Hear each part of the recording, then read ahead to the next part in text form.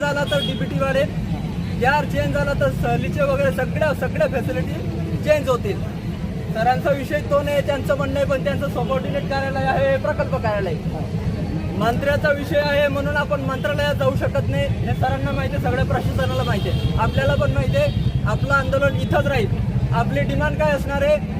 मंत्री महोदय हे इथं आले पाहिजे, त्यांनी तात्काळ मीटिंग लावली पाहिजे आणि जी आर अमेंडमेंट केला पाहिजे. हा फक्त छत्रपती संभाजीनगरचा नाहीये, तर पूर्ण महाराष्ट्राचा विषय आहे. आणि आम्ही जर इथं एक शब्द बोललो तर पूर्ण महाराष्ट्रातील विद्यार्थी इथून निघतील.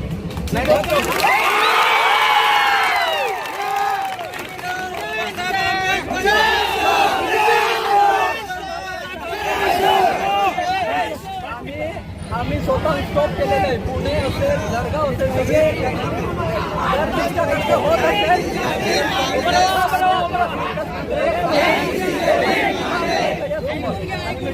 हे बघा यावर